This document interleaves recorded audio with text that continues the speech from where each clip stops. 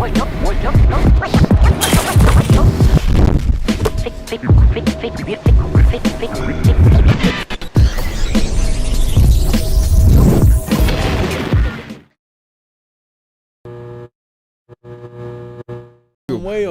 way off. I'm moving mad. Yeah, chancing that. Welcome to another episode of Take It to Rim podcast. Our first episode of 2023 with myself, Rods, aka I am him. Him is me. My gosh. Hey, sometimes you gotta claim it. You know what I mean? Mm-hmm. AKA Rah. We don't know yet. Let's let the season play. Oh no, AKA KD come back. Is that Vanessa Hudgens? You need him, boy. Need him back. It hurts. I'm here with man like Clipper Cam. What's good? And LA Jules. I'm here. I'm live. I'm back. You know, I was watching that dunk. You look like this nigga talking about here. me. No, I was watching that dunk in the background there, and I was like, oh. But yeah, we back. You know, we still shit, but we back. You know. But at least there's only the 2 games from like 13th or 12th to 6th. Yeah. It's close, man. So it's still close. You just need to pair it It'll together. be close if you guys can win games. You can't. Like, no, we win like 4, then we'll lose 4. They'll win 2. 4. Yeah, no, they'll win 5. We're on a 5-match win streak. They'll win a few, and then when you play the trash teams, yeah, they were worse. But listen, as long as Russ is getting the ball, if Russ is getting the ball in the clutch, you've lost. We all good. That's too much hate on this pod. There's no hate, man. This is the hate, man. Only love and support. When his team were down bad, we will exactly. When the Clippers are down bad, everyone gets onto me as well, bro. Exactly. Cool, you don't like it, leave the pod.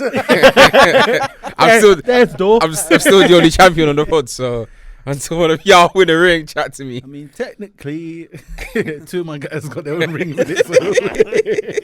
Kumbaya. Rod's the only guy on the pod that has a ring. What are you talking about? Innit? A real ring. New jewels. Oh man, if you want to know about that, you got to follow me on Instagram. Okay, so got a few things to discuss today. Try to fly through because we did start late, but extremely late for good. Yeah, and the thing is, we spoke about starting on time and trying to finish early. Well, we start from next week. New Year, same us. That is guaranteed.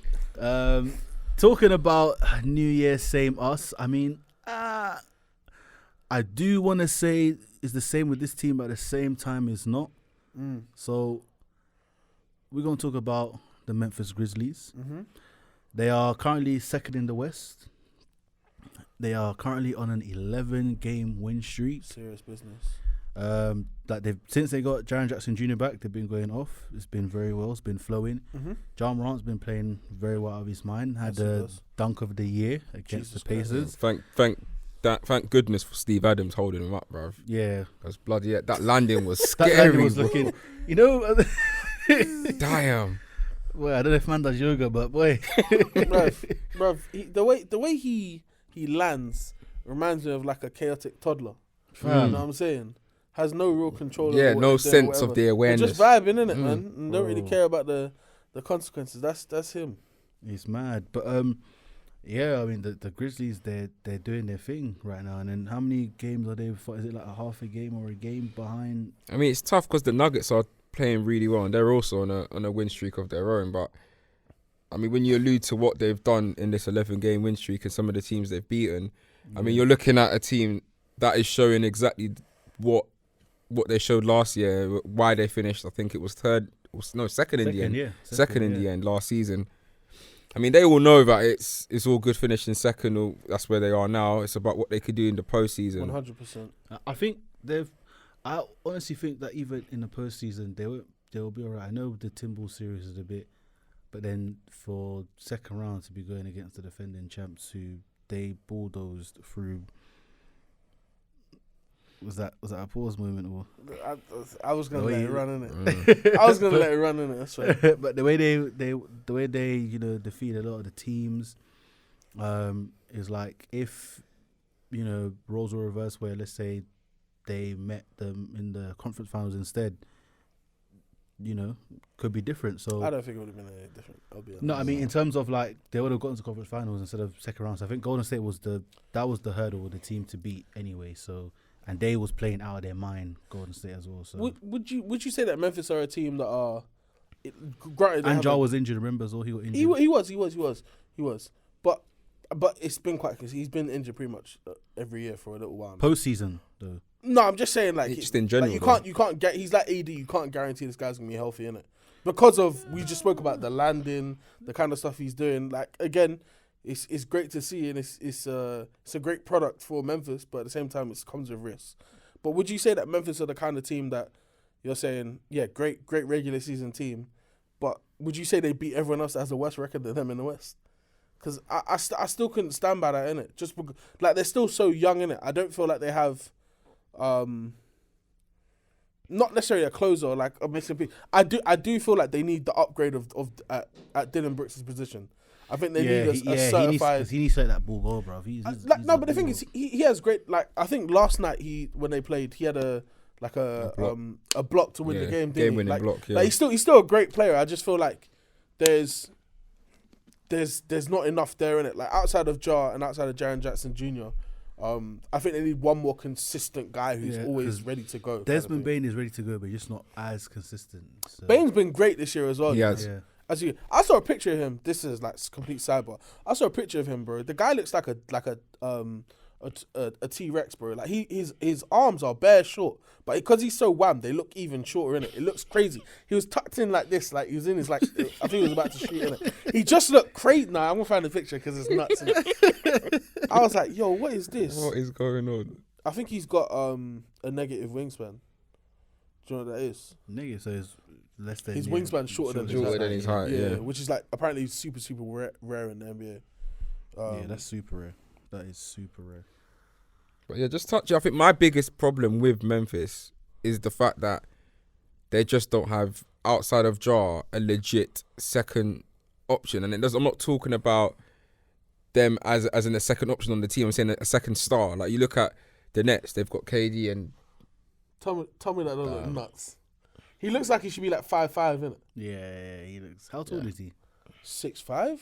Is he? 6'5", 6'6". He's a small forward. Or 2/3.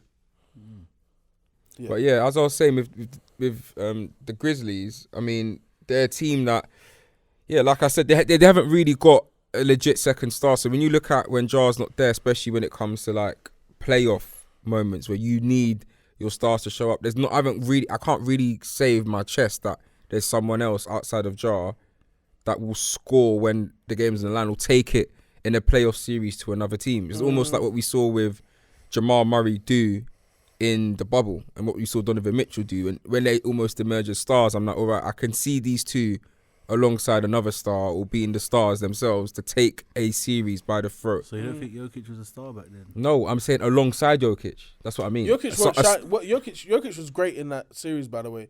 But I feel like Jamal Murray outshined him in that series. I don't think anyone would. Yeah, but I mean, what it's shown is that, and it's proved that, and this is, if I'm Jokic, I can look at that series and say, you know what? That's someone I can rely on in the playoff when he can go back and forth with me to help me win. It's what Steph has in Clay. It's what LeBron had with Kyrie when they won. It's what KD can arguably say he's got with Kyrie now. What LeBron had with AD. It always goes hand in hand. I think Ja's just looking for that second star, and the Grizzlies have a lot of good role players, like a lot of good, very good role players. That some of them do the similar job in terms of like they can score a lot, they can defend well. As a team, they're great. But we're at a stage now, they need to elevate themselves from a good team, into a great team. And this is where you have to be very shrewd with your trades, with your free agency signings, with what you can bring without disrupting the flow of the team, but upgrading the roster. It's very difficult. Very difficult. But I think you've said it in Dylan Brooks, that position maybe is somewhere where they can maybe elevate, get not a star, but you almost get like a borderline superstar / top star, like basically an all-star. Yeah, but the thing is, they'll have to sacrifice some role players, which I don't think that should be a terrible thing. Like I don't want to mess with the whole structure of the team because they're winning games. But I've also been a person who said regular season has weight to some extent. But at the end of the day, I've seen so many regular season teams not do anything or amount to what they really should in the playoffs, like the various Toronto teams that used to win the East or have one of the best records in the East, and then it comes down to postseason, and you'll know it's a scene. Atlanta's done it before as well, when they've showed Al Horford, spurts Kyle like Korver and them, man. where Jar wasn't playing and they completely smoked. Yeah, Warriors they without, yeah, you know certain. what I mean. So, but in that moment, people stood up and took hold. Desmond Bain, Brooks played. Was he there? He was kind of in and out. And Brandon Clark was moving mad. He was doing bits as well. Like then, certain players started to kind of step into that role. So I mean, unless Desmond Bain kind of emerges like a Klay Thompson type, where he's a consistent, which he's on his way, He's on his way, yeah. And once he gets there, where it's like, okay, he's now a star and he can develop into that second guy, then that's cool, calm. But I'll definitely say, yeah, with that Dylan Brooks position, if you've got an upgrade, if you somehow got to keep Dylan Brooks and go an upgrade and have him off the bench where he can have more shots and control a second unit, that would be a nice fit.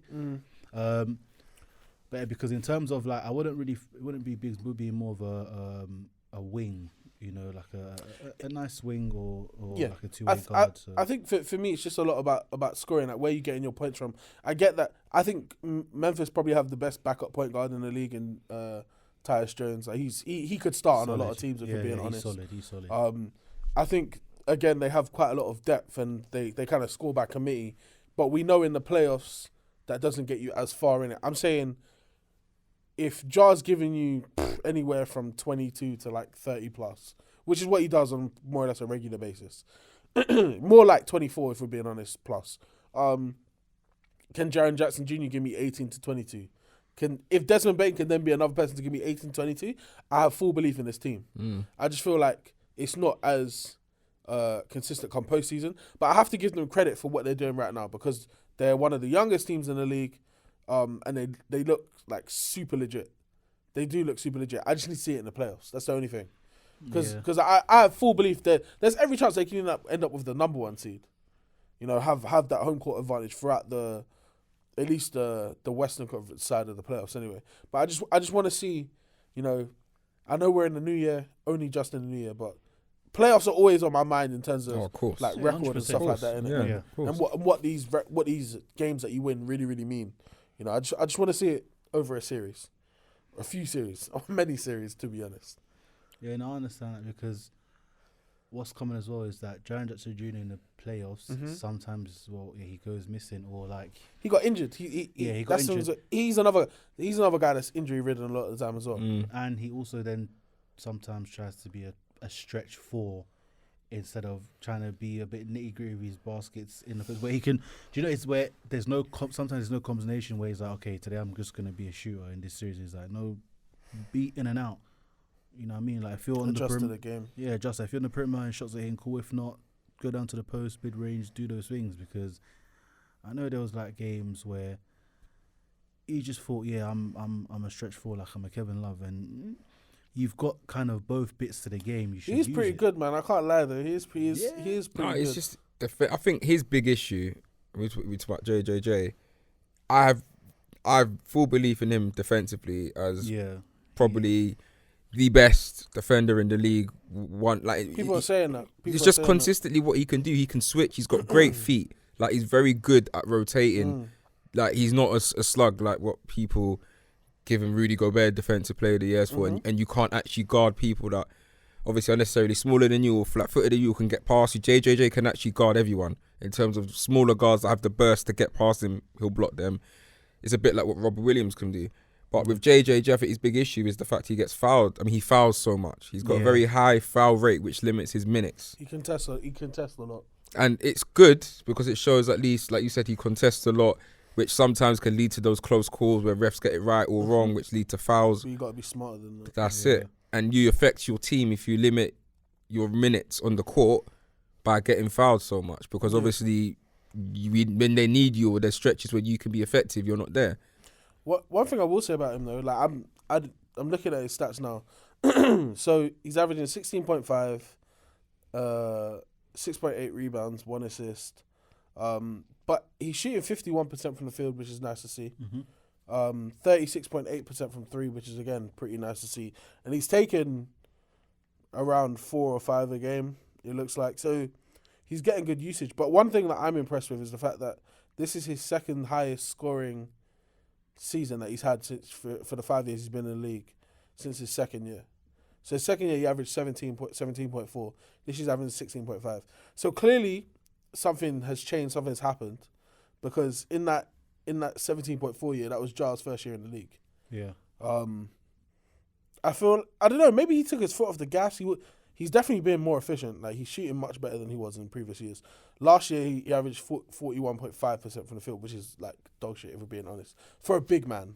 Anyway, so maybe, and I don't know if he's taking less threes, but his 3-point percentage is higher as well, and rebounding as well. I think he's definitely gearing towards being that 18 to 22, that guy that I was talking about. Yeah. It's just, can there be another one as well? I think that's true. Yeah, Grizzlies are, like you said, they're in a catch-22 because when you look at it, it's very tricky to see how they can they can improve this roster within the constraints of this season.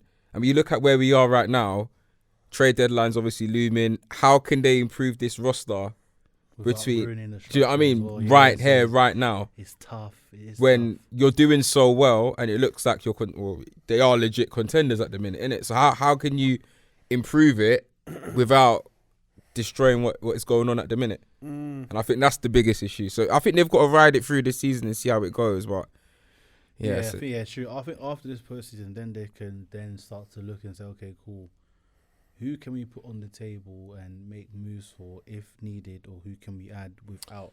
Just because we've got to also see in it. So, but I think, that this season's just a kind of another experiment for them. So experiment, but they definitely expect to be heavy into the playoffs this year. Like 100%. Yeah, they expect. Jar said it himself. "Nah, I'm good in the West. I just go worry about the Celtics." I don't believe that. I can't lie to you. Nah, I don't. It's good to obviously. When you look that. at, obviously you can't say that because first of all, you're not defending champions. You know what I mean? I still feel you should be saying yeah. the West. For me, that they should. If you just said Golden State, makes sense because at least those are the people. That's technically that's the only team that stopped you from getting a chip. Do you remember when we were on this podcast like earlier this year, and I was saying to you, I don't like how Memphis keep talking. Yeah. And it's all great talking. I'm not ducking the smoke. We're going up the chimney and all that stuff, but understand you're doing the same thing that LeVar did to Lonzo. You're putting a target on your back. I'm not saying there's a problem with that. Like I said, if you're not ducking the smoke, that's what you want. Ideally, Phoenix Suns I'm just saying. Bear in mind, you're saying all of this. You're doing all of this, but you're still gonna have to play those guys at some point, innit? And would you guys say that Memphis are definitely beating Golden State in the 7-game series? No, because like Golden State have done it before, innit? Let's be honest. And Golden State aren't even like necessarily playing the best basketball they've been playing. Steph only just came back. What about Phoenix? Like I don't rate Phoenix that much, but I'm loving it right now. Sorry, Phenix are on a downfall, bro. 100%. They're not even in the playoff conversation right now. I think they'll get back. They've got injuries though. Once Devin Booker comes back, they're game above us. Wow. Sensational. Sensational. No, but I'm just saying, like, there's that Denver. I couldn't say, oh yeah, Memphis is definitely winning that game. You know, like or winning that series. Sorry, like it's not surefire in it. So I get you saying, you know, we're good in the West, whatever. You know, putting loads of confidence in your team, but just remember you have to play these teams in it. I mean, that's the simple fact. Like you have to understand that. If you are in a position where you've, like you said, you're in a Golden State position, if you're a Clay, Steph, Draymond, where you've been there, done it, won playoff series, won NBA chips, lost, you know what I mean? Lost NBA chips, set NBA regular season records. You have almost done it all within a player to chat your shit within the time you've been in the league. Then you can almost say, you know what? If you're going to talk your smack, I'm going to sit there and allow you.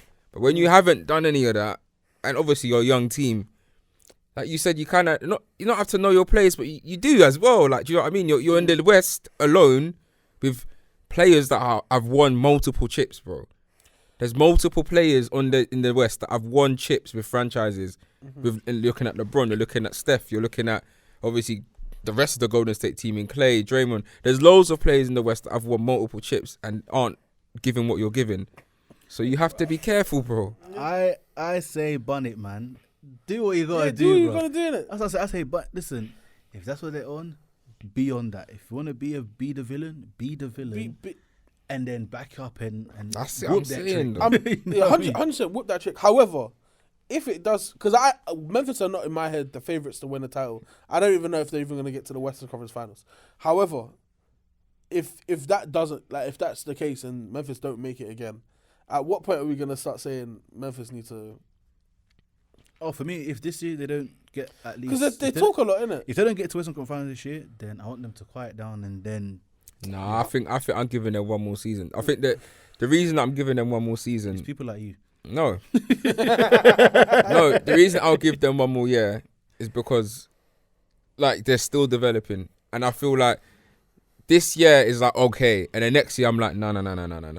By now, you've got to be the real deal. I think this year is the year I'm like, it's like my almost getting, like, you're getting annoying. Western Conference Finals, isn't it? Yeah, but that's what I mean. Like, so you almost have to be there or stop talking. But I think end of next season, if you're not in that Western Conference Final and you're still coming with the energy you got, then we got an issue. Because I think you're 3 years as a team Then into your Phoenixed. development. Yeah, that's what you're 3 years into your development as a team. I'll tell you what, yeah. One matchup I would love to see in the playoffs is Memphis play Dallas. Because, you know, outside of me being a hater of the fact that people keep calling Luka the GOAT or talking all whatever about Luka in it, I feel like that would just be a very, very great matchup. 2, that would put a lot of eyes up. Memphis should be the favourites in that series, right? Yeah. But we know how. No, what do you mean how? There's no question. They should be the favourite in that hands series. down, bro. Look at them, bro. Look They at the got difference Luka, right bro. now. Luka can just go. Yeah, but that's one guy. Dallas have the best player in the whole series, yeah. But then Memphis have the next 4 or 5. Who's Dallas' second best player? Christian Wood. Or Spencer Christian Dinwiddie. Wood, Spencer Dinwiddie. He's not better than Jaren Jackson. He's not better than Desmond Bain. Obviously not better than Jar. Then it's a question of, I don't know, Dylan Brooks. That's what I mean, though. I just feel like to be fair, here there's a lot in Memphis' favour. Like I think eye test wise, that would be a great game, great series just to watch. Also, if it gets chippy like it did with Phoenix and Dallas, where Luka starts going like, okay, you're talking, because they talk a lot of shit. If they start getting to that point and he starts getting pissed off and he starts doing the same stuff he was doing against Phoenix, you know, that would be entertaining to watch. And I wouldn't care that much about who won that either. I think I would. I don't know. I just feel like that one day I would, just because ever since I've seen that video of Luka doing the whip thing in the cowboy hat, I'm so. Did you see yesterday? He pulled up in some crazy truck, bro. Yeah, it's like 6 wheels, isn't it? Bro, I've never seen a car look like that. It's not a car. It's a Texas thing in it, but it's a huge automobile. That's the only. I have to use the word automobile. It's massive, bro. It's like a tank. Is there video picture? Yeah. I'll find it for you. Yeah, because I saw this video. I got a Bleach report about it, bro. About a car. Nothing to do with the game of basketball. But on a brighter note, Jar defo had a dunk of the year. Damn. That's a dunk of the year candidate because it's not candidate. dunk of the year. That I haven't off the top of my head. I can't think Aaron of Gordon when he jumped over the Donny. That was very disgusting. Exactly. I can't lie. And he was quite far out.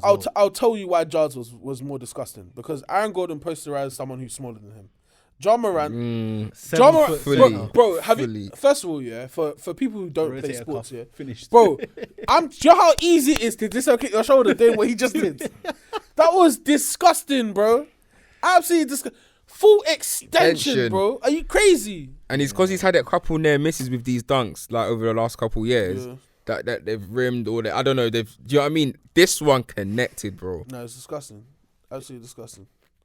No, that one, yeah, I'll say that one's definitely a dunk of the year because that was mad. Like, that was actually very, very crazy. Mad isn't enough. Listen, Jar's like a crazy 2-footed jumper. Like, you know this, innit, yeah? But it's watching him generate the power in his legs, yeah? To then go up, elevate, levitate. Who was it that came to contest it? It was Is it Jalen Smith? Jalen Smith, that is correct. Yeah. That is correct. He wears the goggles for Indiana. came up, and the thing is, he went up 2 hands, no foul, straight good contest, innit? And he's quite an athletic guy as well, 6'10" big man. And I'm not bro, you couldn't see him on that play. He just got baptized, bro. I just saw the thing. The whip. That's a tank, bro. Yeah, it is. You couldn't see him on the dunk. Jar's what, 6'2", 6'3", Yeah, he. Just 170 pounds soaking wet. Bro, pause, yeah, crazy. Whoa. First pause. Why did you actually say those words after that? You never heard that phrase before? Bro, those phrases you keep to yourselves and for the PlayStation party. That's the only 2 places where you use a phrase like that. Yeah, pause. My bad. Yeah, that was crazy. Oh my days. Had to start 23 off with a bang. Pause. No, but real talk though, innit? Like the contrast between the 2 players, like, is unreal. But the fact you cannot see this guy on the play, bro. Yeah, Jar was floating for a minute.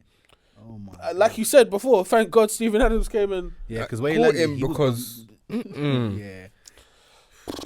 Crazy. The only thing that would have made it worse if it was an M1. Aaron Gordon's one was very disgusting. I will not lie. That was pure filth, know, bro. On Christmas Day as well. Pure filth. Christmas Day. Like, someone's got to go home to their families. Happy Christmas. That was a Grinch of a play, man. That was disgusting. If I was him, Aaron Gordon, that picture, I'm saying that as a Christmas card to him. Yeah. Still. Every Christmas for the remaining of his life, bro. Yeah. I then just put don't jump. Don't jump. Okay, so yeah, we can all agree that Jar's dunk was dunk of the year, and Memphis definitely have some things to improve on. And according to Julian, they have 1 more year after this year. We'll give them. Let's talk about this updated MVP list, yeah? Because, fam, hey, yo, all right, cool. Listen, so this is in order currently.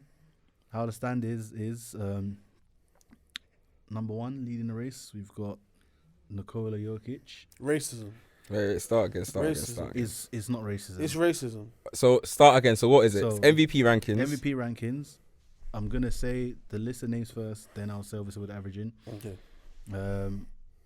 So we've got Nikola Jokic. Racism.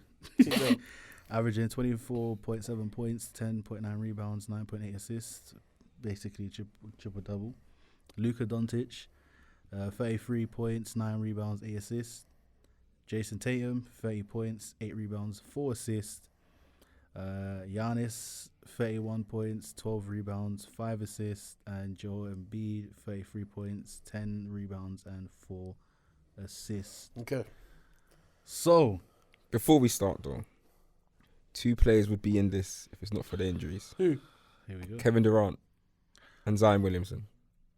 Yeah, but I think Zion would have been at the very end of it. Yeah, at the end. But Yeah. I think KD KD would have been, yeah. Yeah, he would have floated around there. So with this list, okay, I already know, Cameron, you don't agree.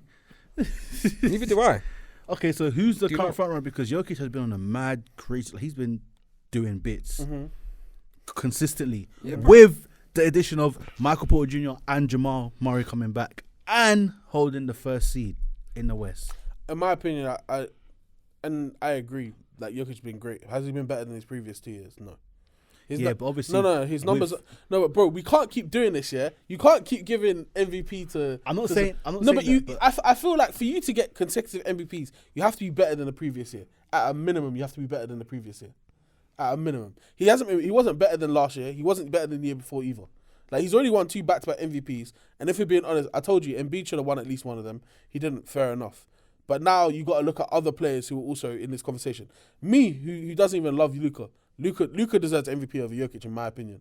For the fact that Dallas are higher up in the West, you know, and he's the sole reason for that. The guy dropped was it 60? He had 62, right? Yeah, 60 point triple. He's been doing that's crazy, isn't it, man? Like, I think we have to be real and honest about the situation.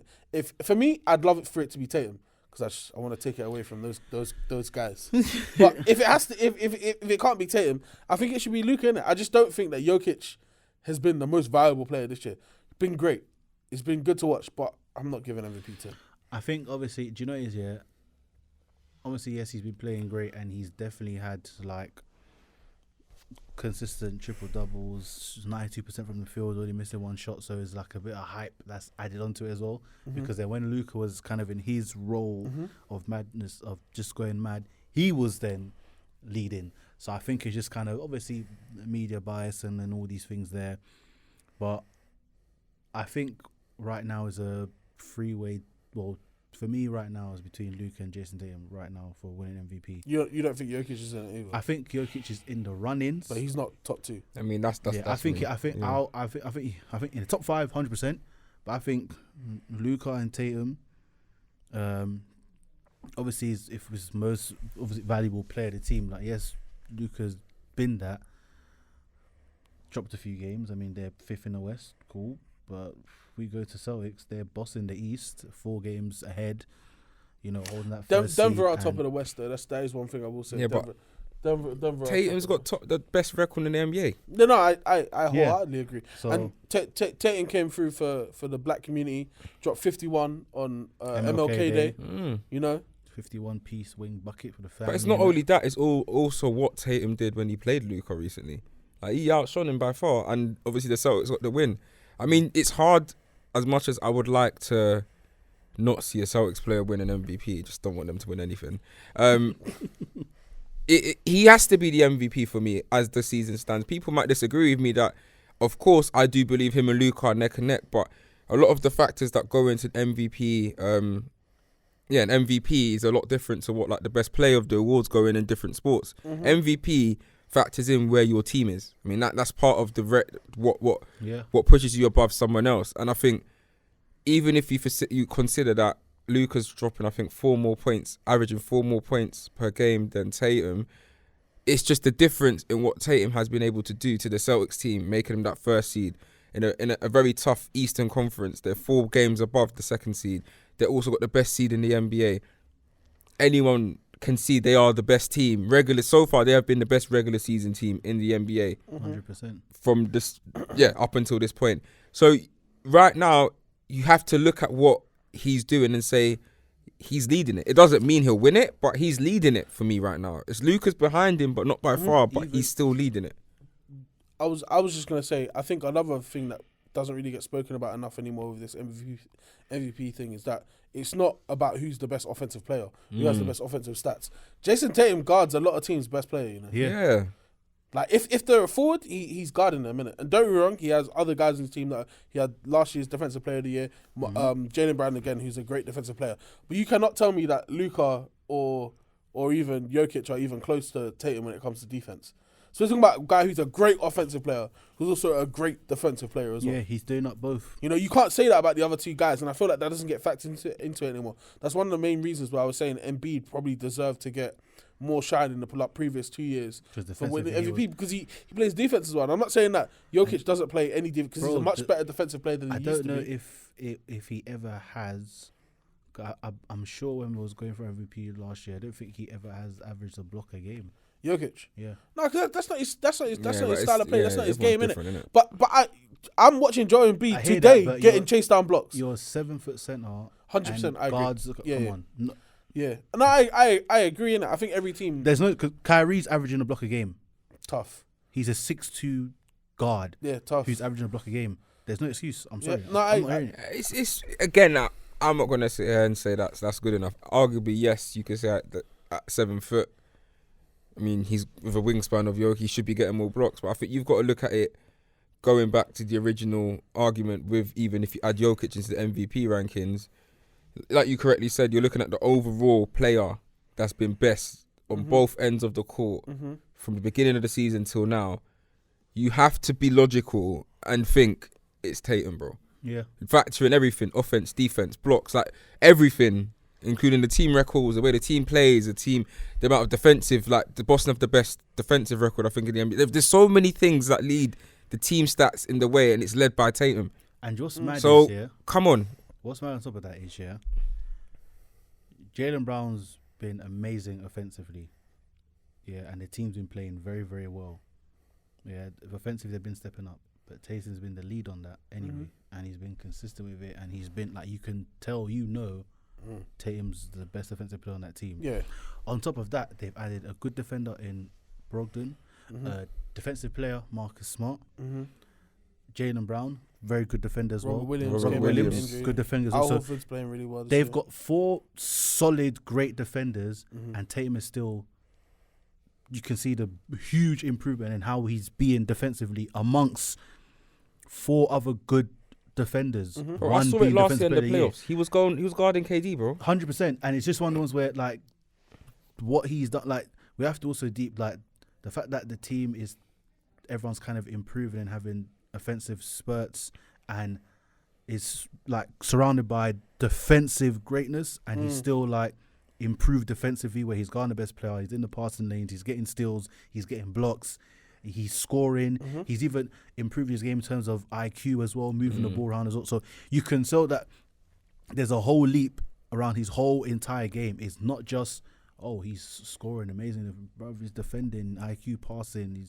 He's being a leader. It's everything. And it's showing as well within the team with the record as well. He's leading that team because him being great in all those areas, that's what the team is also doing the same thing. They're mirroring that too. Defensively, everyone's on point. Offensively, everyone's on point. And he's leading. It's by his example. So that's what I say for me right now, personally, I say Jason Tatum is definitely leading. He should be, and the MVP. So, yeah, bro, we got people out here who are MVPs and they're putting up in 6-wheel trucks and doing cowboy whips. Like, man, I'm not trying to hear that. But it's like, it's great to score and everything, but who are you stopping? I think one of the big differences as well with Tatum is that I saw him have struggles in the playoffs last year. Yeah. And I'm not saying he couldn't have them this year, but I'm just saying I saw where his game was last year and he came back this year, and you can see he's worked on his handle in the off season. Yes. He's worked on his playmaking in the off season. His defense has definitely improved. I don't know if that's something you work on, if it's just more will, more effort. But like you can see a clear difference in what he was doing last year to what he's been doing this year, innit? 100%. And him and Jaylen Brown have completely worked out in terms of, you know, when it's your time to go, you go. When it's my time to go, I'll go. And it doesn't ruin the flow of the game. There's still one thing I've always had a problem with Boston doing since these two became like their number 1 and 2 is the fact that they love ISO ball.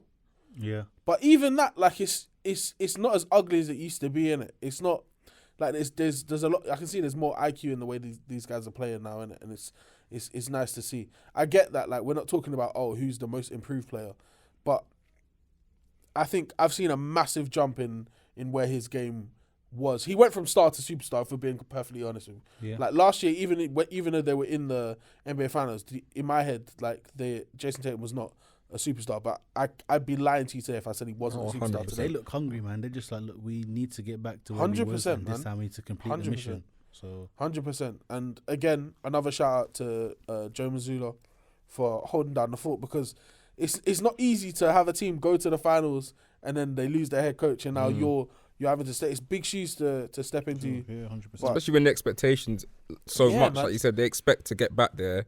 You're not only doing that, you're doing it with flying colours. You're leading the pace in the whole NBA. Yeah. What's also good as well is that I've seen Joe Mazzulla actually low-key improve the way they would defend shooters like Steph Curry, where before there was a lot of drop coverage.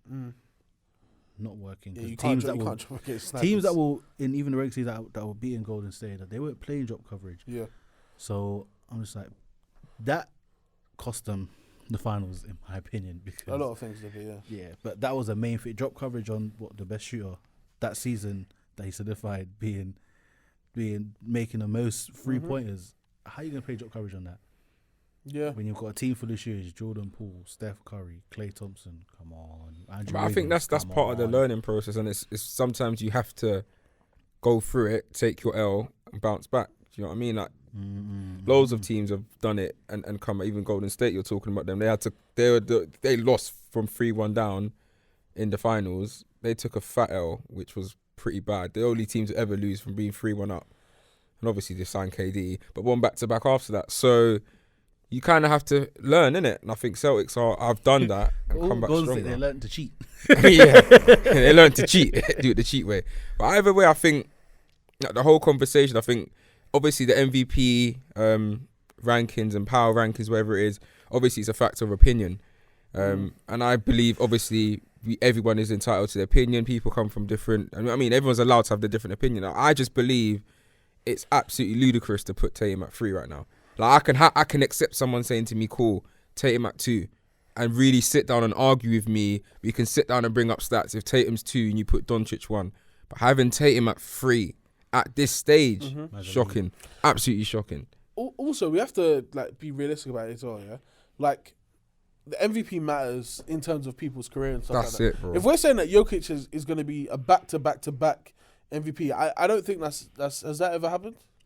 No, it hasn't, and I mean, I don't know. I mean, again... Because now you're putting people in rarefied air that, if we're being honest, again, Jokic is like one of the best players in the league. He's a great player. I think when it's all said and done, people are going to talk about Nikola Jokic, one of the biggest, one of the best centers to ever play, and also the way that he's transcended the position. Like we've seen big men pass the ball and stuff like that, but I think he's going to be part of a new age of center where you can be a bit more unconventional with the type of play. You don't have to be a back to the basket center, which you've already seen them move away from. You don't have to be a spot up center either. You know, you can be a playmaker, and really be the playmaker for your team.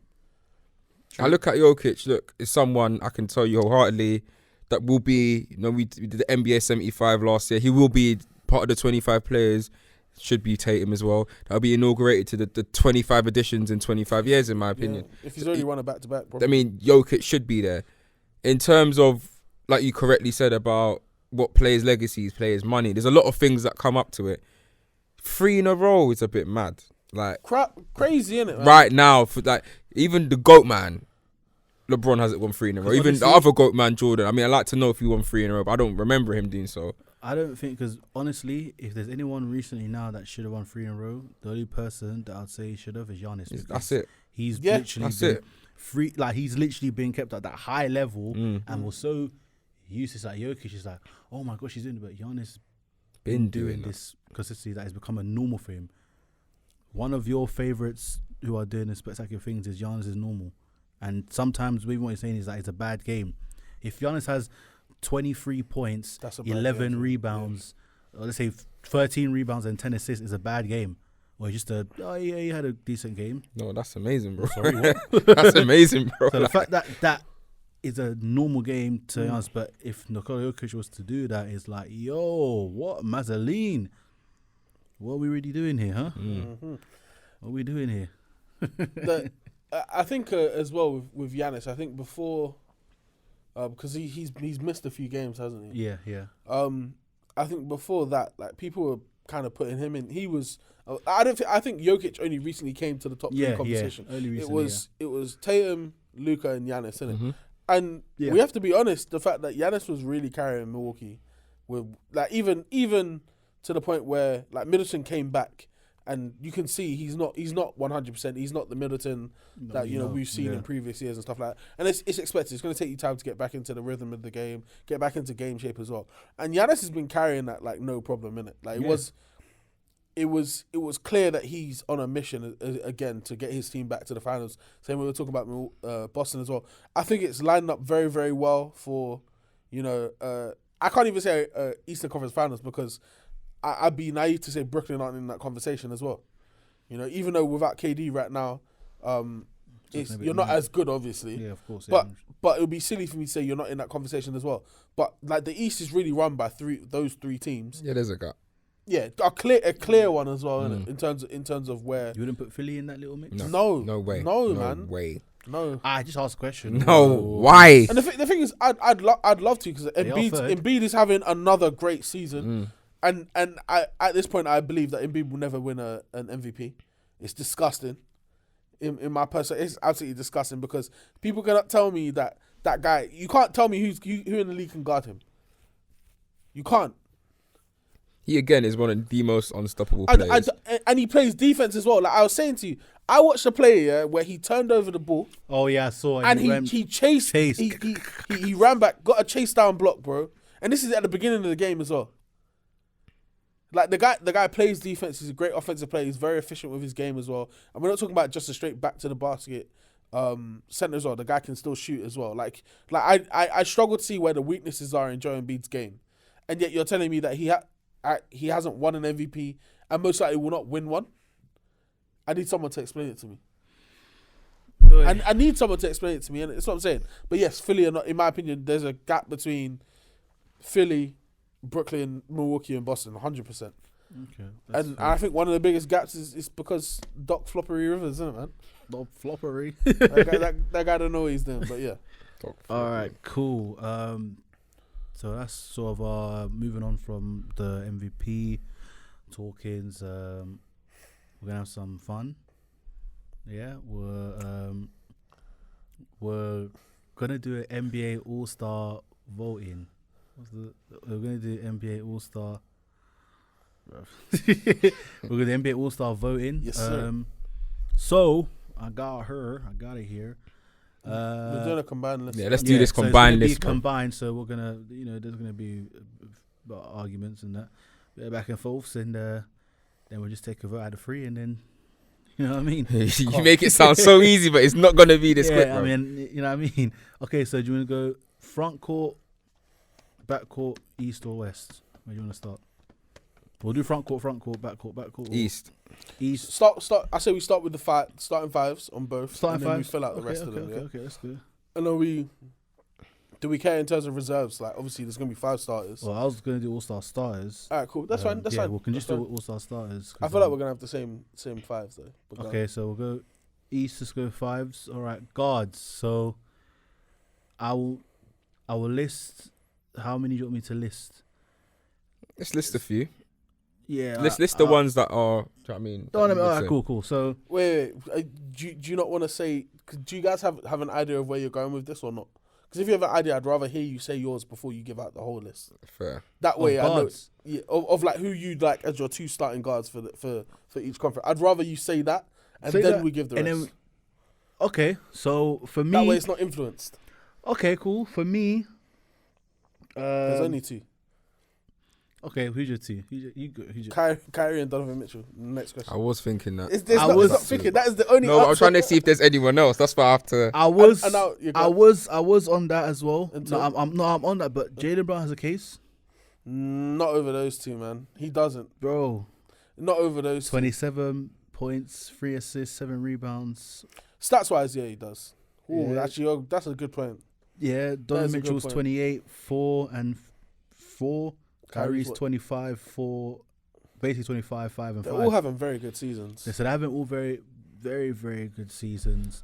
I wonder when the last time it was that a conference Trey didn't have a Young point is guard obviously Trey No, Young's no. averaging 27, 9. And His numbers are nuts, but I don't care his about numbers, that. are, but yeah, I don't Yeah, care you about got- that. For not me, is out of those 3. Do you know what? Mitchell, Yeah? Brown, and Kyrie. That's for me. I mean, the third fan returns have just been confirmed. Mm-hmm. And obviously, I don't want to break too much because we're doing the guards in the East, but those are the top 3. Of course. Kyrie leads on 3.9 mil. but I you know what? Yeah, I mean, yeah, that's the top 3 to be fair. it's mad because I feel like so I think it's going to be the same in terms of the front court as well when we get to it, because someone's not getting snubbed. necessarily. Someone's but getting snubbed getting- that shouldn't be getting snubbed. If we're being honest, however, I know because when I was actually going through, I was Tough, like, very someone's got to get snubbed, Tough. and I don't know who. just to play devil's advocate, I will start Donovan Mitchell and Jaylen Brown because, and I rate Kyrie. I think he's great. His face. Look at No. That's it. I rate Kyrie. I think he's great. Yeah. Wait. Donovan Mitchell's having a great season for Cleveland. He's having an all-time season for Cleveland, if we're being honest. Had the crazy 70-point game as well.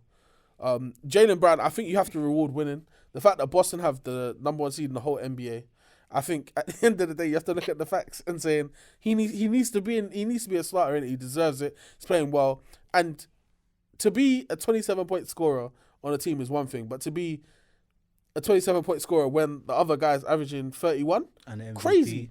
Okay. and crazy, bro. It's not easy to do, innit? So give me Jaylen Brown and give me Donovan Mitchell. Kyrie's been sick. Don't worry, Kyrie's been great. Kyrie's gonna be the first guy off the bench, but he's not starting. Look, Look, let me just catch Rodney's face, bro. Go ahead. You're not having it, are you? Go ahead. This is gonna be the first. I'm pretty sure this is gonna be the first time that a team will not have a point guard. Jaylen Brown hasn't been All-Star, has he? Nah, he was All-Star last year. Yeah. Yeah, reserve. Yeah, let him reserve again, man. They reserve that spot for him, bro. They reserve that spot for him, Kaz. Yeah. So what are you basing this off outside the fact that you're a Brooklyn fan? Because you just Got him. Because I plead the fifth. Exactly. Exactly. Because numbers wise, like Jaylen Brown's averaging 27, Kyrie's averaging 25. No, okay, look. You're not gonna come out and tell me, oh, Kyrie's a pass for a point guard. So he's not even really like we're getting scorers in both instances, isn't it? Look. Get a young boy the nod. Listen, yeah. Get a young boy greens, potatoes, tomatoes. All right, cool. No, because when I was doing it as well, I was also like, you know what?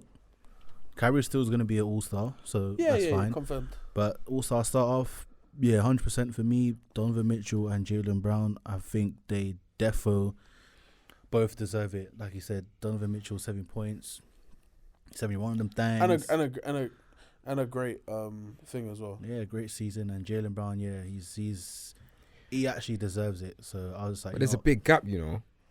After those three, no, Kyrie has 3.9 mil, basically 4 mil. Donovan Mitchell has 3.8 mil. Jaylen Brown has 2 mil. That's a big gap. It will be those two starting. They're not populating it. That's the thing. And the thing is, we have to deep it as well this way. Kyrie's actually been available this year, and obviously his skill set and the performance that he puts on is very attractive. But do you find it mad, after what's happened with Kyrie this season alone, that he's leading the East? I don't find it mad because it was just certain things trying to do certain things, and them things now work. Yeah, to put it in a safe environment aspect in it. Like, what do you mean? Look, they tried to get my guy down. They tried to blackball him. I think he's gonna resign. I think he'll resign. Yeah, I mean, right. You don't think he's gonna resign? I think he is. I mean, look, I don't know where he's going. The thing is, I can't think where else he'd rather go. Why would you rather go to LA and deal with A&E Davis? Yeah, he's gonna relocate. He's got what, 3 more years left? He's gonna re-up for the same. He's thing. gonna re-up for the same time, and the culture right now in Brooklyn is great. So of 100% he's gonna resign. There's no Steve Nash. It's organized. Everyone trusts each other. It's a brotherhood. It's a community. Like, it's great. So Ben's chipping in, you know. First triple-double last night. Yeah, but before that, bro, I'm sorry, but that boy really struggled to score 10 if you're points. on a max contract, I'm not involved. I've never seen this before. if you're on a max contract and you score 0 points in a game, I'm disgusting. sorry. That's He had 10 assists, but disgusting. Absolutely disgusting. And he passed up a layup again. Disgusting. I can't lie. He only took like 3 shots that game as well. I'm gonna punch him up. Disgusting. Maybe that'll toughen him up. Nah, but you understand why though. You see Maya on Love Island, bro. He's rattled, bro. I would. What? Damn. So they've actually. She was dressed like a single woman. Looked great, phenomenal. I might need to watch the show now. Maybe that's why he got a triple double. Bro, just watch F1. You'll be spun. I'm like, yo, Ben is pissed right now, bro. Say nothing. Hopefully he comes out and goes revenge Ben. But Gotta get to 11 points. how is he falling from grace like this? I know. I think it's just his choice. He's on the next thing, man. Wow. Sorry, continue. Damn. But so for me, Donovan Mitchell and Jaylen Brown, starters. I think it's the two that are leading it. For me, Kyrie and Donovan Mitchell is where, for me, is why is who would start. I mean, Jaylen Brown definitely deserves to be in the mix. But to me, I just look at the two that I've, these are the two superstars that are the best two players as guards in the Eastern Conference. Jaylen Brown falls just behind that. He is definitely the best, role player or best accommodating star. But we're talking about two superstars.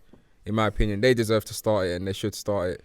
So I'll put Donovan Mitchell down because that's he's nailed on. But I'm easy either way. I mean, I know from looking at the standings that it will be a Kyrie and Donovan Mitchell because it needs a big swing for Jaylen Brown to get the two to go basically eclipse either of those two. Remember, the media get 25% of the vote, and they do not like Kyrie Irving.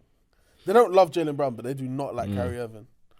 Like, have you noticed they have some? There's been zero reporting about the Nets since KD's been out because Kyrie's been playing well, and they don't want to say anything about it. People are Mad agendas, isn't it? 100% is agendas, bro. I told you. Listen, like Drake said, there's a lot of six God worshipping in the dark. So boy, so are we going Kyrie or Jaylen Brown? It's 2-1. 2-1, isn't it? So I think Jaylen Brown. We don't. What, it's your player? You just take your time back. He's still gonna be an all-star, man. Nah, he will be though. All-star. Okay, so should we go front court east? Got you. Somebody gets snubbed tonight. Somebody gets snubbed. Okay, so this is a Mazzoline because I'm gonna name the four that are there, yeah, and then one of them have to get snubbed. I think it's easy. Joel Embiid, Jason Tatum, Giannis Antetokounmpo, Kevin Durant. Now, I know the easy thing would be to snub KD because of he's injured. Yes, assume they're all healthy. It's fine. If we assume they're all healthy, Embiid's getting snubbed. Embiid gets snubbed all day. It's Embiid's easy. getting snubbed. It's not even hard. Embiid's getting snubbed. It's not hard. Who else People would you are snub? making this a Embiid's big getting deal. Jason Tatum's the MVP, so he's not getting snubbed. No way. Okay, so Giannis? vote. Everyone, Jason Tatum? Yeah, unanimous. Yeah, Jason Tatum. Unanimous. Cool. Giannis, Okay. I have to. Unanimous. Unanimous, yeah. KD is 2-1, bro. KD's in Even there. if you say no. And then No, I'm not saying no.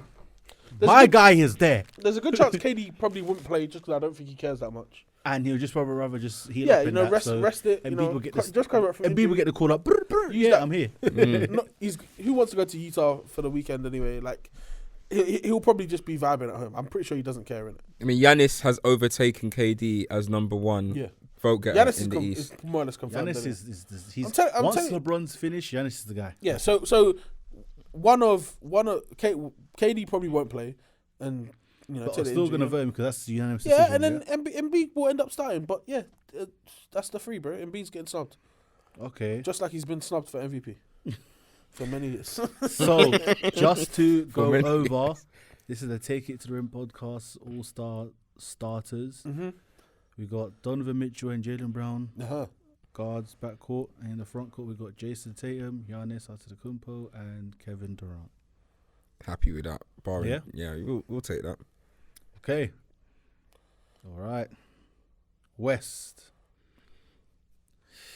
I mean, I think Okay, This one's close, this one's close. it's close, but but okay, one person who I think maybe, I don't know, but one person who I do want to put there who I think should be, but maybe might not, is Shea. Not to start. he'll be an all-star, but he's not starting.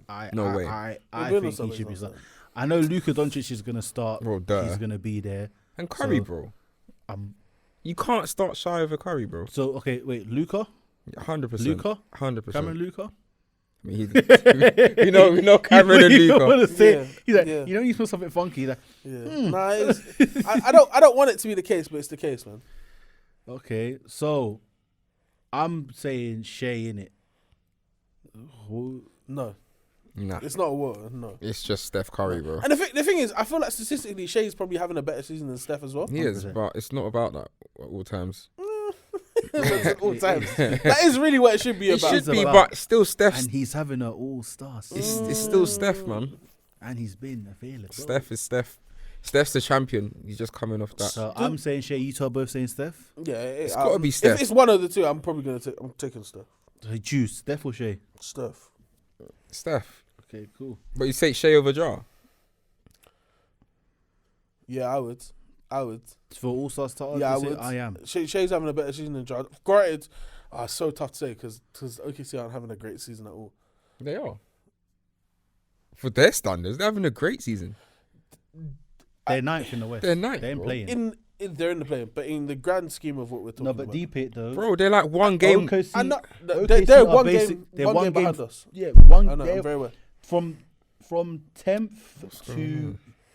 let's say from 10th to 5th is basically a 1 to 2 It's game. close. I know it's close. So it's close. technically, They're 1.5 games off fifth. OKC, bro.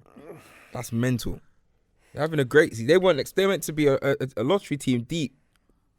But without Shet, with Shet, they probably would have been higher. Like they're ahead of where their franchise was meant to be. That's not a bad point, to be fair. So Okay, so I'd love to shut state. front court. Front court. Goat man, Yeah, no question. goat I'm man. putting In his LeBron, 20th season. No, guys. In his 20th season. Can you, man, see what the goat man's doing, bro? In his 20th season, he's Undisputed. I'd say in the next they're saying 18 games, he's gonna be number one all-time scorer in NBA history. It was scheduled to happen against Milwaukee just based off his averages, and then he goes and drops 48. He's sorry. I apologize. Just how dare you, bro? I'm sorry. How dare you, bro? You've been dropping So bare it's gonna 40 be. bombs, bro. I think it's gonna be against OKC now. I mean, he's just I've run out of things to Do you say know for this guy, as, man. As He's much as the ridiculous. Lakers haven't been good in it, I'm happy that at least like he's not getting none of the blame for any of this bullshit that's happening. He can't.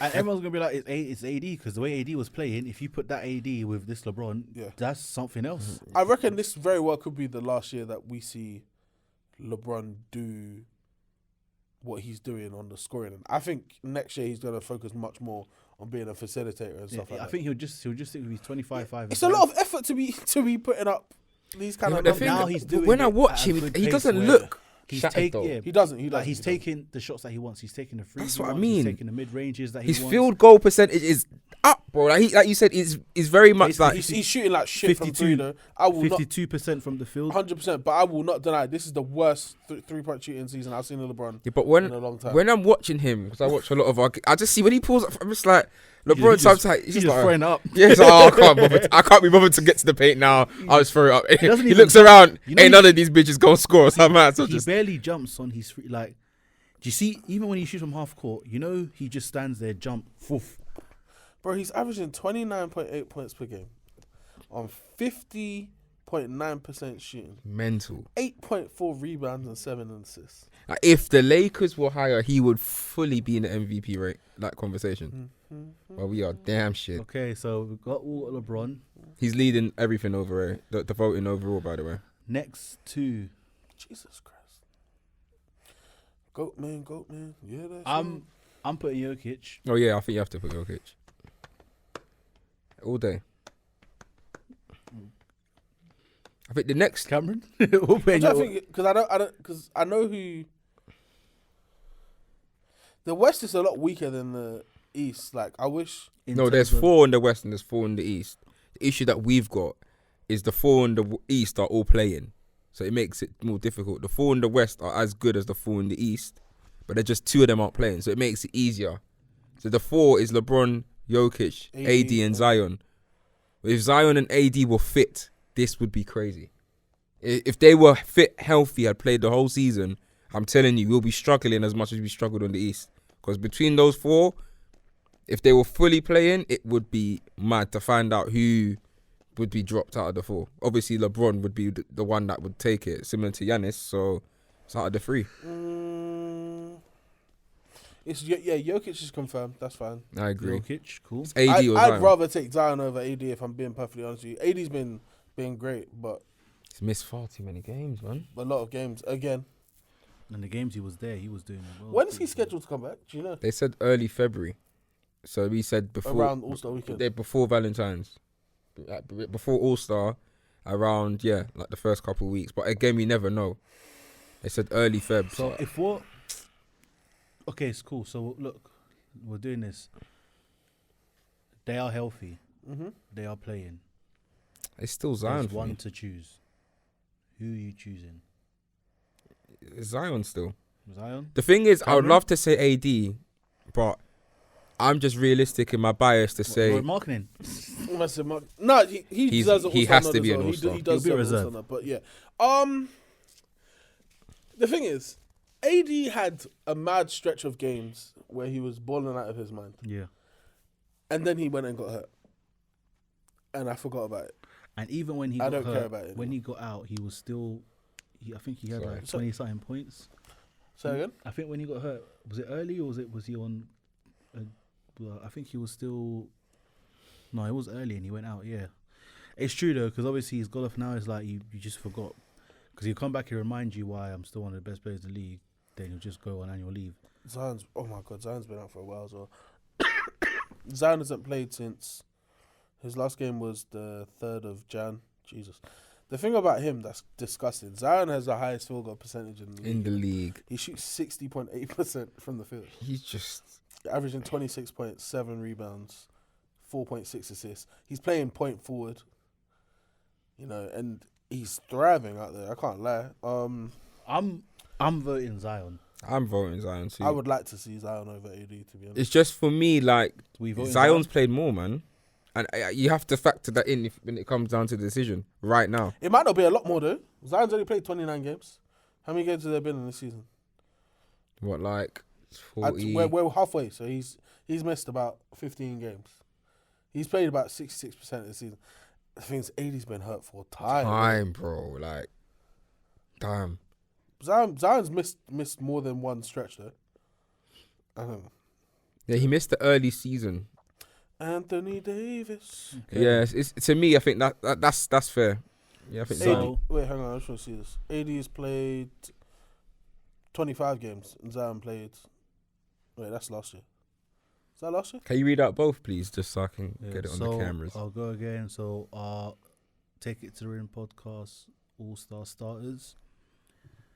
Front court for the West, we've got Luka Doncic and Steph Curry. Mm-hmm. Lovely. Sorry, that's back court in the West. Sorry, I'm moving mad. Mm-hmm. Front court in the West, we got LeBron James, Nikola Jokic, Zion Williamson. Mm-hmm. In the East. In the East. The East. Back court, we got Donovan Mitchell and Jaylen Brown. And in the front court, we got Jason Tatum, Giannis Antetokounmpo, and Kevin Durant. KD. That's us. Gang. Come on. We ain't wrong. We right. Okay. I'm going to submit this vote, I'm going to submit this vote. Yeah, go for it, bro. Yeah, submit it. Yeah, review and submit. Click. Go for it. Wait, no, how can you do that if I'm voting's done? Yeah, I'm just writing it. You just lied. Nah, do you know, AJ? I've just clocked that, and on top of that, it was telling me to sign in and that. I'm just like, this is way long, man. I ain't gonna do that. Okay, I didn't mean to. Sorry, that's my bad. I shouldn't have called you out like that. Listen, you're almost done. That's not cool. Camera, you're almost done. I was doing it, yeah? Okay. Moving on. There's something I actually want to discuss before we move on. Yeah. And guys, because we didn't record during the time, there was some insane levels of scoring during our last podcast and this podcast. Yeah. There's now 11 players that have scored over 50 points in the league. It's mad. Why is this the case? So I've seen people talking about this, and I'm like, I don't really get it either, because yes, the better players in the league are doing it, but there's like that occasional guy who probably isn't like as great doing it. I think the level of defense is slightly going a bit even downhill. Pat Bev said on his podcast that Donovan Mitchell, yeah, that's good, but ain't no one playing no D. I feel like teams are scheming for that. Like, I'm not saying they're playing zone. Even I have seen a lot more zone this year than I have in previous years. But I'm not saying they're playing zone. But it's like they're not manning up anymore, innit? Like the way they defend. The way they defend screens, like they head screens or they'll switch or something like that. It's like they show and then they go away. Like there's always a split second opportunity for someone to shoot or whatever it is. And it's kind of, I don't mind it. As a fan, I feel like you want to see more points. You don't want to go back to when people were hand checking and the score was 89-92. Like that shit. As much as it might be close, is boring watching that. It's only great in the playoffs. Yeah, man. Like regular season games, there's so many of them. I want to see the guys go for 50 and 60 and sometimes 70, I guess. I think it's more defensive. Also, I will say though, people are just shooting better than they have as well. Yeah. There's a lot of guys that are every year it gets higher and higher, but there's more guys shooting 40% from three or close to 40% from three. So even I think Zach LaVine not too long ago, 11 out of 13 threes. Crazy. At one point, that was only Steph and Clay. I really want someone to beat Clay's record of 14 threes. Man. I reckon the thing that will rattle me is that it's going to be someone who's not like, it'll be like, I'm saying this because we're watching it right now, but like Bogdanovic, someone like that. Yeah. That just goes off. They'll get hot in one quarter and they'll say fuck it, and they're just gonna go for it. Because that's the problem nowadays, though, innit? Like people have almost like a eternal green light. Like if you make a few and you get hot, they're just committing to the 3-point line. That's it. No, it's very true. So there was a lot of amazing scoring clinics, and you can just see the skill level. It's just increasing in the league, man. 100%. There's not much more you can say about that. So I mean, I've seen, because I've been reading a lot of articles. I've even got one here, which discusses. It kind of breaks it down, and I think the first point they make is the more talent and high usage rates. I think you alluded to that in your point about just the fact that the league's better, isn't it? Like in terms of the overall talent between, I think you're looking at players that are capable of scoring 50 points compared to the players that may be capable of scoring 50 points in the 90s. There's more. And I think a lot of people that understand basketball can probably allude to the fact that even we're looking at this game now, there's 2 players in Chicago that are capable of dropping 50 if they go off, in Levine and DeRozan. And that's just alone in Chicago. How much more in the East than you add in the West? So, didn't but yeah, Vucevic even drop like 40 something recently? and then he dropped 48 the other day.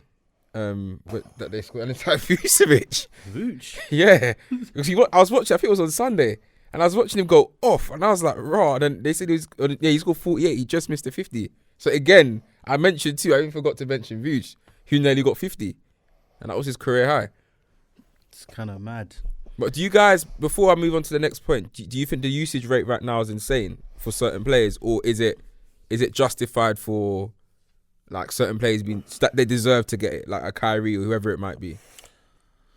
You know what? Yeah, I do want to say this because also I remember was it Stan Van Gundy that was saying a point about the way the rate players are even getting injured now than back in the day is high, and it's like something must be going wrong because there's performance strength. There's so many different resources, but I don't know. I think the usage rate, I feel like it definitely is higher. So obviously, the more you're out there, the more likely, you know what I mean. And I just think, I don't know, the usage rate is definitely high because now players are going to play like on average like 32 plus minutes a game, back to backs. I think a lot of teams nowadays run plays for players as opposed to running plays to get an open shot. Yeah. You know what I'm saying? So, and which in my head is pretty smart to me. It's like I get that it makes sense to go for the open shot, but at the same time, if you've got a Kevin Durant on your team or Luka Doncic, like their contested shot is sometimes better than the open shot. Yeah, depending on who's taking. You know what I'm saying? So, and I feel like a lot of ISO ball, especially, has caused a lot of usage rates to go up. Anyway, like the way Luka plays in Dallas, similar to the way Harden used to play in Houston. You know, that kind of play. I bet you Boston, Tatum and Brown probably have a pretty high usage rate as well. Same way Kyrie probably does in Brooklyn. I feel like, has it changed a lot? I don't know. You look at you go and watch like Michael Jordan highlights and stuff like that. Like a lot of that, like his usage rate is pretty high because, I mean, he's probably playing 39 to 42 minutes a game. He's got the ball in his hands a lot of time. Like, there's not a lot of possessions he's coming down the court and not touching the basketball. You know, I think it's just teams saying, you know what, to win a game, especially in the way that everyone's shooting threes and stuff like that now, your better players need to have more of the ball in their hands. If we're being honest, and it's not necessarily just about the amount. Minutes definitely influences it, but it's not just about them playing like a high amount of minutes as well. Like you look at Milwaukee, who are known for load managing. Giannis rarely plays like a massive amount of minutes, and at one point people were getting on to Bud about it as well, right? So you look at Milwaukee, who don't like play their star a great deal of minutes, but when Giannis is on the court, he's involved in everything they're doing, offensively and defensively. He's involved in everything they're doing. So I think teams have just gotten a bit more wiser and said, it doesn't make sense for us to not include these guys. If they're not touching the ball, what's the point of them being on the court? They might as well be sitting on the bench resting, right? True. I think it's just a situation like that, to be honest.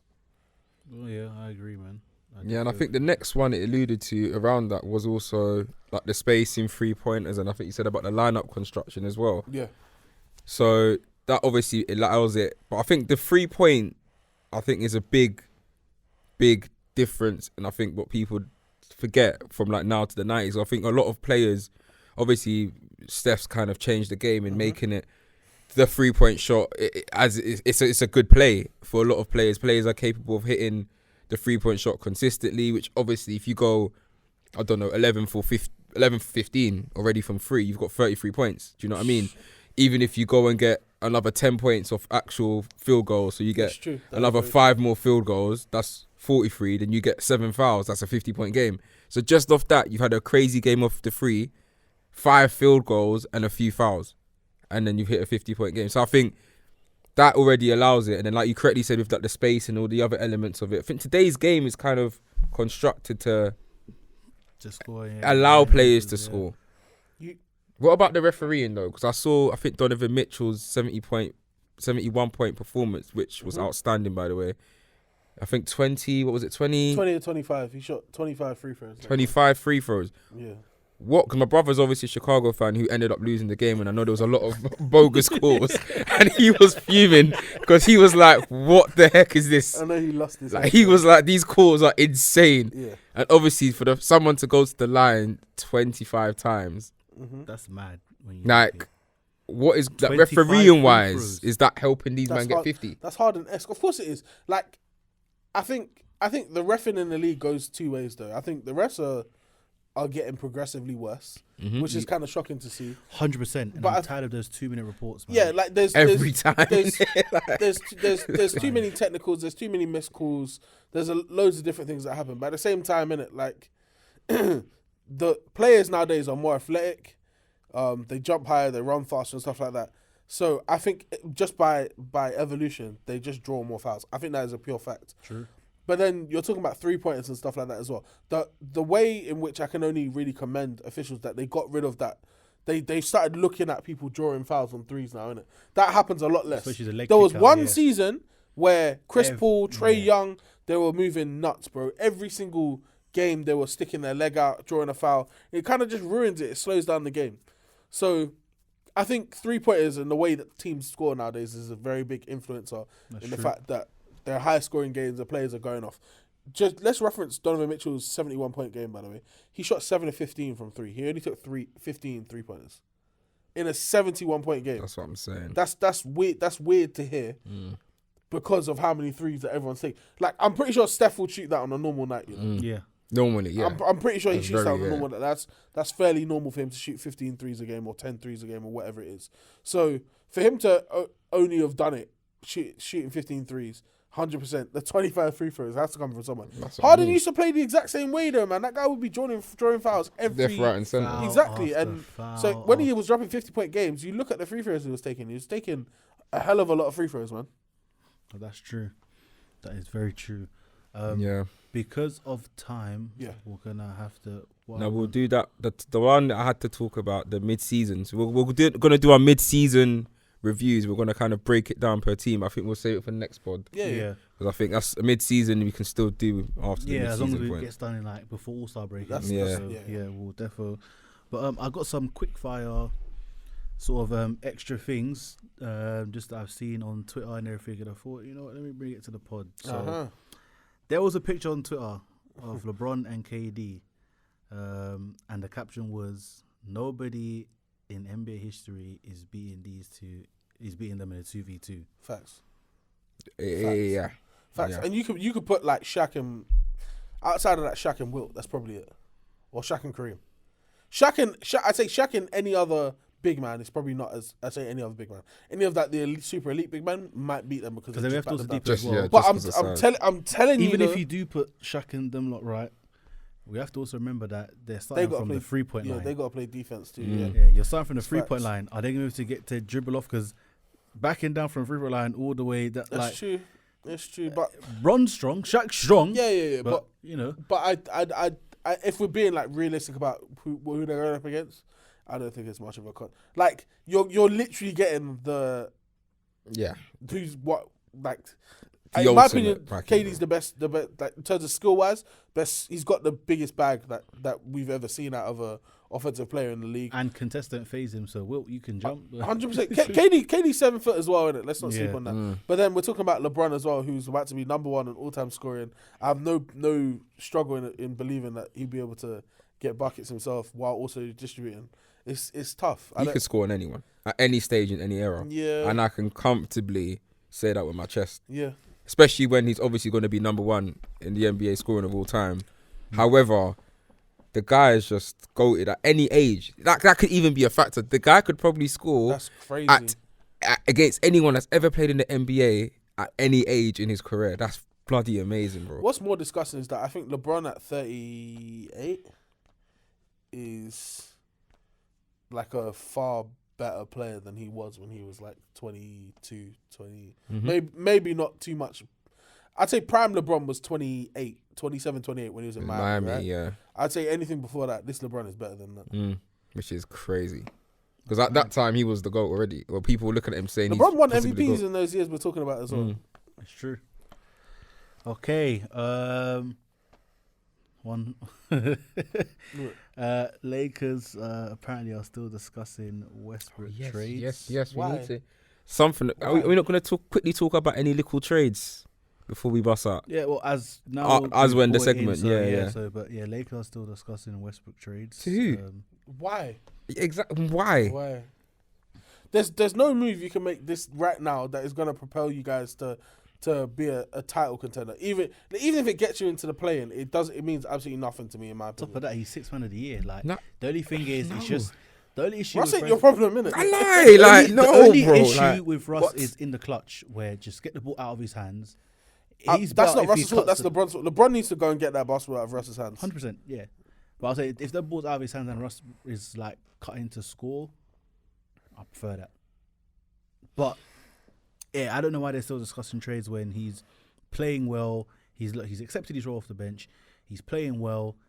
He's doing his thing. The only trade to me that would make sense is if you traded Russ for someone like DeRozan and you get him on like a 3-year deal. Like the only trade that makes sense is Russ for someone who has multiple years left on their contract. Fair enough. Who is like a top tier player? Yeah.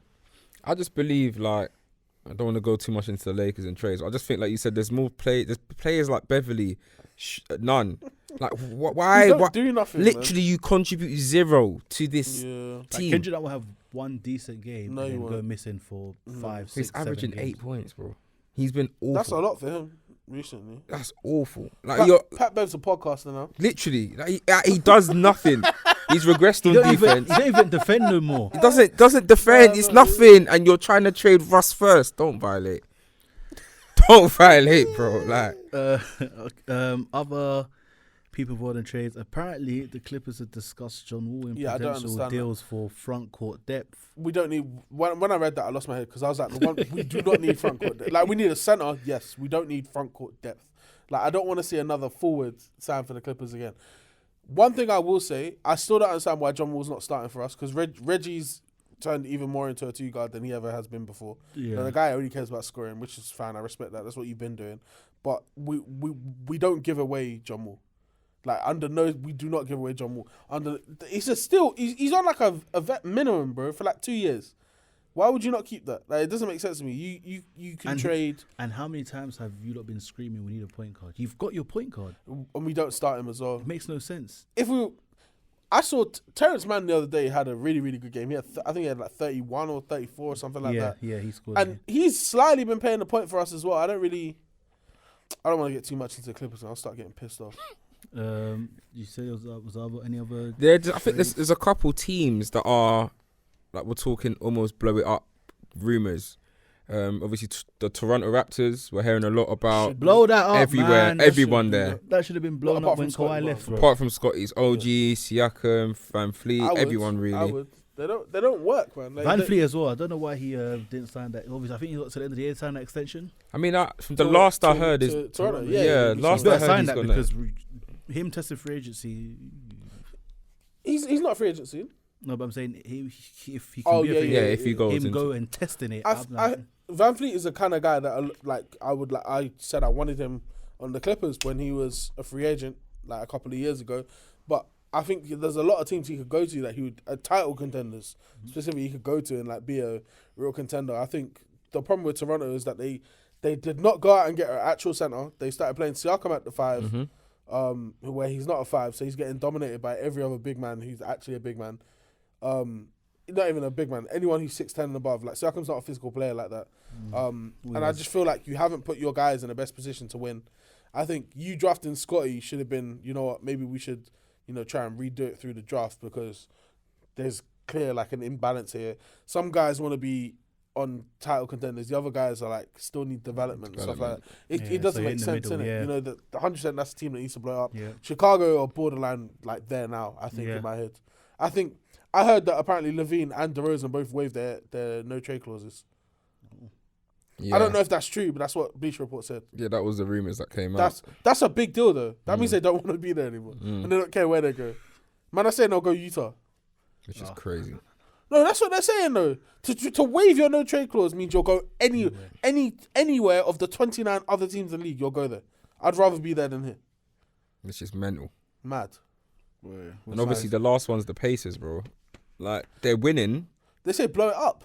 But but players, they're still trying to make trades, not block the whole franchise. They're still trying to make trades, though. I think the fact that Miles Turner is definitely not coming back next year. I think that makes a big deal. They should have traded him. Buddy Hield probably as well, just because he's a larger contract. Just Halliburton, that Anthony guy. Halliburton's absolutely still. Oh my gosh, Halliburton, Anthony. Besides those two, maybe that Jalen Smith guy. No, it's not Anthony. I saw his name is Andrew Nemhard. Is that who you're talking about? No, the guy the one that said that he's what? That him and LeBron are the same or something like that. I saw he played for the Pacers. He said what? Not the same. Like he was saying something like LeBron's just like. What's his name? That's sorry. It's Benedict Mathurin. Sorry. Oh, him. Yeah, Benedict Mathurin. What's it? Who's talking about? Anthony. Yeah, Mathurin. Yeah. I'm with him. Yeah, I think you've got a good base with Mathurin and Halliburton. I don't know if they're gonna want to rebuild through the draft though, but I'm pretty sure they got a decent package from the Kings. But the Kings are winning games, so it's a win-win. The Kings are third in the West. Yeah, I mean, what? Bro. What? Like the bean. The thing is, have you seen their conference, bro? They're in the conference with our teams. Oh yeah, I know. Golden State. I mean, sorry, our division. Sorry, yeah. And Phoenix. And they're top. Because usually, right now, they're at the bottom scale. But for them to be third in the West now, can they actually make the playoffs? What do you can they make? Of course they can. Listen, they could. The second half. Of course they could, because it's so close. But like, I don't see what would happen for them to fall out like that. Yeah, to not make even the top. I'm 10. so surprised by that. You know, honestly, because when they made that trade, I was like, what are you lot doing? Yeah, 100%. Halliburton as well, because I saw what he was going to be. But again, they're not winning a title, so in my head, it's sort of like Halliburton is the kind of player that could probably win a championship at some point. I don't see that out of them two, but yes, it's a good Sacramento winning games. Like fair dues. It's like Utah as well, isn't it? But anyway, Halliburton, the way he's coming into his own, and that's essentially him kind of being out. He's got the freedom, man. You couldn't do that with Darren Fox. Darren Fox there, yeah. So that's good. All right. Sorry, quickly. Utah needs to make trades.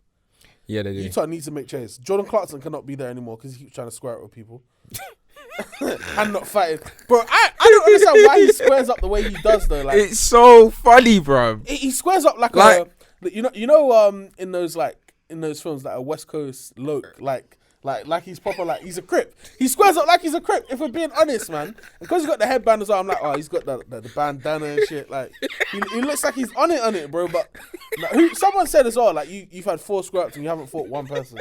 Oh, 4. Yeah, 4. I was like, yo. Do you know what it is? You can square up, but you know if you throw that punch, there's a lot of money to be paid. So what's the point? So it's like, that's why people can say that, but it's like, take away, if you was able to actually throw a punch and you don't lose money, I'm sure there'll be more fights in the NBA. Speaking of scraps, because this happened while we weren't as well. Did you see when Draymond and Isaiah Stewart Isaiah Stewart started trying to stick it on Draymond? You didn't see it, bro. They must have like bumped in it, and Isaiah Stewart's like getting like. He's like, I did see this one. Yeah, I did see this one. And Jaron was like, stop doing that. Yeah. I'm not fighting. Just stop it.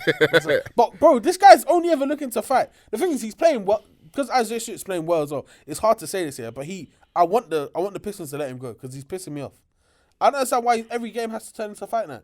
The fact that he had that reaction when he got hit in the eye by LeBron. Bro, from when you're trying to do that to GOAT, man.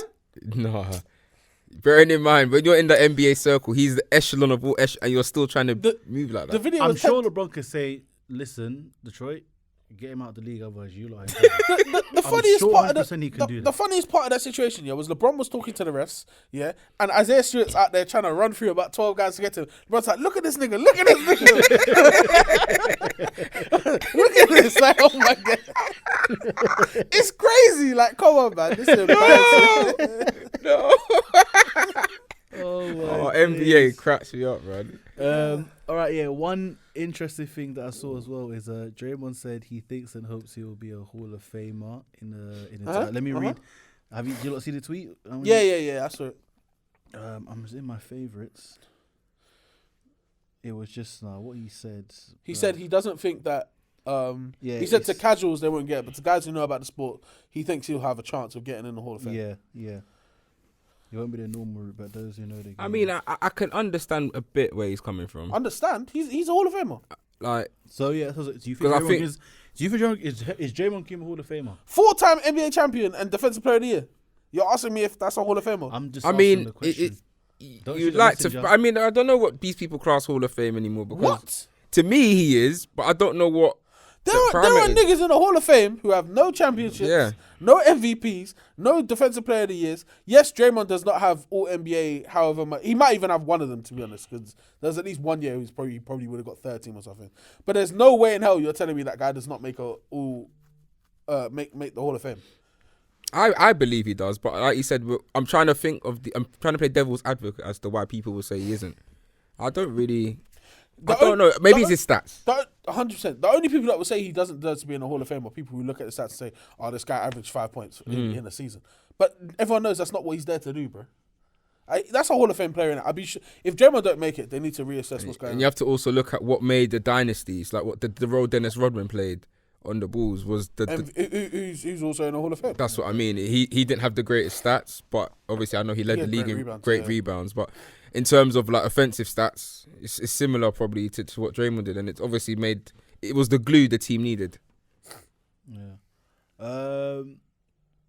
What's it? One more was what you was mentioning, Karen, about the Kevin Porter and Jalen Green locker room vibes. What John Wall said. Yeah. So in a nutshell, well, basically the way they are moving, if there was another team, they would get kicked out of the league. You said that they seemed like they were locker room. Like it hasn't been completely reported or anything like that. But the way John Wall made it sound was like there's something they are doing that would get them kicked out of the league, whether it be the way they're behaving, their mentality, their energy towards the team, the fact that they're not being team players, whatever it is. There's something that those men are doing that a lot of teams would not tolerate. And the only reason it's being tolerated is because Houston suck. And this is what they're trying to do. They're trying to get a top pick. They're trying to get Wemby. So they're not that fussed about it right now. If we're being honest. And I feel like this is why people say that those super young teams in the NBA always need one vet or a couple of vets who have been in the league for a while who can stop them from acting out and checking them. John Wall said he was trying to be that guy for them. They won't listen. Yeah, but I think it's tough when you've got so many young players, and that's the thing. You can't be outnumbered like 13 to 1. It's not going to work out in it. But I think in that locker room, it's only him and Eric. Now Eric Gordon's by himself. I can't believe that Aaron Gordon's still there. Somehow, and they're trying to get rid of him though. I don't think so. But I know he don't care because he's getting paid a lot of money. And a lot of teams don't want to take up on that contract. So someone that doesn't probably value it, like it doesn't. Yeah, it's probably not value money for the contract. But just before we go, I know, that's a thing that's happening a lot. I mean, there's a good balance of young in what Memphis have got.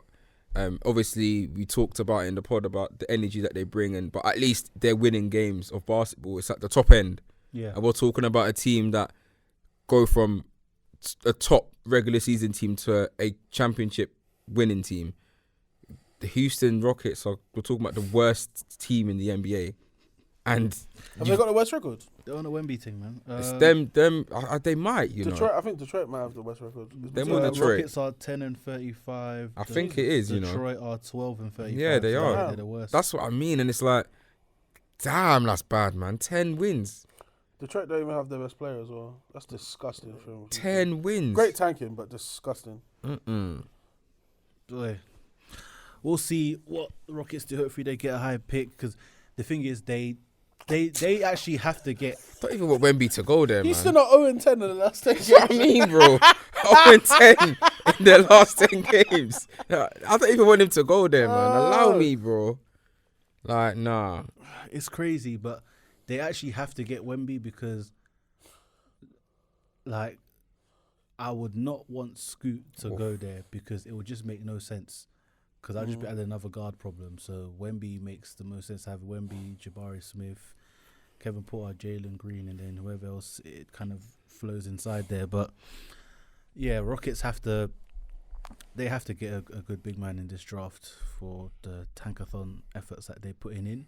I don't think they even need that experience. If I was Houston, I would take Scoot if I got the number 2 pick and move Kevin Porter Jr. Or have him come off the bench. I don't care. Like, ideally, they go and get a big man. If he now comes off the bench, I'm sure he's gonna have an episode and bug out. He just needs to cut. He don't need that. It's just we're quickly just talking about the draft anyway. There's a lot of, like, I say, yes, you want the number 1 pick, but 2, 3, 4, 5, you're gonna get a quality player. Yeah. This is a relatively deep draft, isn't it? Very. Yes. And I think Houston can fill every even position. if they can get one of the twins, the Thompson twins, Yeah. because whoa, Yeah. they are yo. Yeah. If you can get the one that I think it's Amen that plays point guard. Yeah, if you can go. And he's and at get him, 6'7". They're both 6'7". Yeah, how crazy that is to have 2 twins come out. I mean, I don't know if that's a thing. No, that, but have you seen Two twins? in the same draft? Yeah. Who? The Morris twins. Oh yeah, but I'm saying at Brooke that and level. Robin Lopez as well. At that level, though. Yeah, I agree. Yeah. The skill level that they Like, have. as in, like, the top, that could be 2 top 10 twins picks. The Morris twins were 2 lottery picks though. Yeah. I will say, but yeah. But I not agree. 2 top 10. But in America, Morrison's were lottery. But I'm saying 2 top 10 picks. I don't think I've ever seen it. Right. It's mad, but they're looking really, really good, man. Like, I was even just watching like some stuff as well, like some of their tapes and that, and it's just the skill level. You know, The skill level is actually crazy. for anyone who listens to this that actually wants to watch their games anyway, the overtime league is shown on Amazon Prime. Oh, is it? Yeah, they show the games on Amazon Prime. Arse games, I won't lie to you, because it's just chaos in it. But if you watch them, the team they're on as well, they're very, very good in it. So it's entertaining to watch. And I think they've got one other guy who's pretty good as well. That move there, what's his name? Trey Park. Does he play for them? I don't know. I can't remember who it is. I watched like 10 minutes and I was like, I can't watch this anymore. I hate unstructured basketball in it, and the fact that basically like a social media page or social media account started a league stresses me out anyway. But yeah. Oh yeah, it's it just is, isn't it? opportunity, Yeah. isn't it? So I 100%. But then some people, I don't want to shit on a minute, but some kids are doing that instead of going finishing school in it. That's where kind of like. yeah, It's chaos. There It's should still chaos. be a school program where you can still get. Maybe they are, and it's just not publicized in it. But it's a lot of chaos. Like, Okay. yeah. Just before we wrap up and go, just an update today that LeBron James is 284 points away from becoming all-time scorer. Just give me a rough estimate of what you think LeBron. If we base it off his averages this year, which is 29, how many points did you say it was? 284. That's less than 10 games.